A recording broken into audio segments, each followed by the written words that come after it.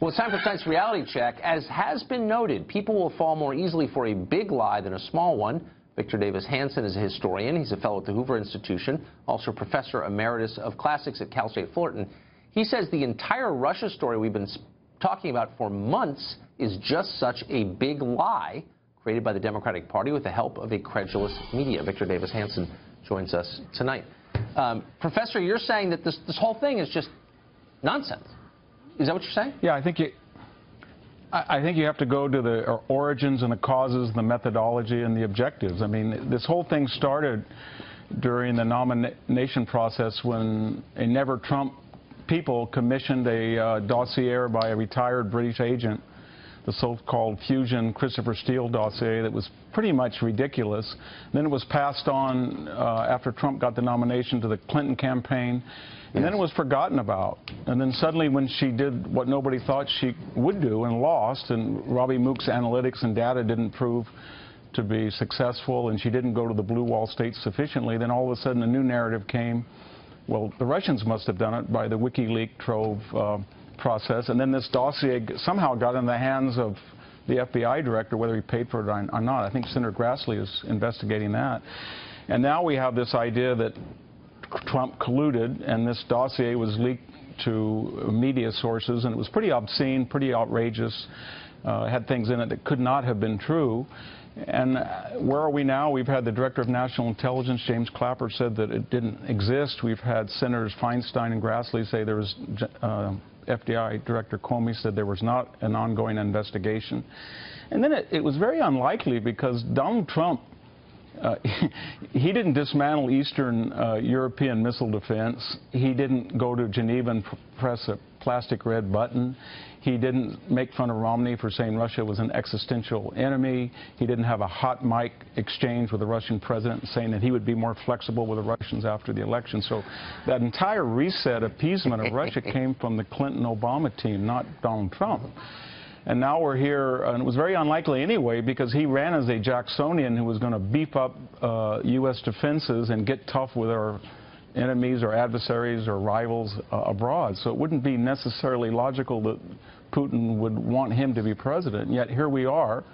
And I think the real message that we're missing is that there was evidence that some people in the Obama administration had surveilled people, either Trump himself or around Trump, and that information had either been reverse targeted deliberately to find information or incidental. It didn't matter because the names were en masse, and then they were leaked to pet reporters. And so for the last 6 months, between this dossier and this surveillance, we've had these illegal leaks. So if Special Investigator Mueller looks at the totality of the so-called Russian collusion surveillance story, I think we'll come to conclusions that we don't expect. What would I mean, how ironic would it be, though, if in the course of the investigation, and these investigations go in directions that you can't predict, no one can, that people got in trouble, because that happens with these things, and at the same time we discovered that at its core the story was just a lie. It was a nothing burger. There was nothing there. There was no collusion between Putin and Trump, but it still ended up really hurting or bringing down this administration. Is that possible? Yeah, I think it is. I mean, we've had a whole cadre of Washington and New York reporters have done nothing other than for 6 months using all of their tools at their disposal, their genius, their experience to prove that Donald Trump colluded with the Russians. They can't find anything. They haven't spent commiserate time to look at who was unmasking individuals, and that may come out from the House Intelligence Committee. But what we're seeing here, I don't want to be too dramatic, is sort of historically a slow-motion coup where you have a nexus of celebrities, academics, the Democratic and progressive parties, and then you have the media, and they feel that they can delegitimize a president with 1,000 nicks. None of them insignificant in themselves, but they coalesce to build a narrative that Trump is inexperienced, that he's uncouth, that he's crude, that he's reckless. And each day, the point is to drive his popularity down half a point, 1 point, until he can't function in Congress because purple state congressional representatives don't want to take the risk to further his initiatives. Meanwhile, the ACA, the tax reform, his appointments, everybody agrees they've been excellent. So there's Trump, the message and the agenda, versus Trump, the demonized president.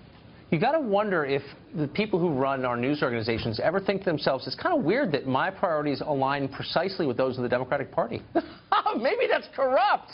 I think the Democratic Party is taking its cue from the media. When the media has a narrative, whether it's the use of profanity, the Democratic Party follows.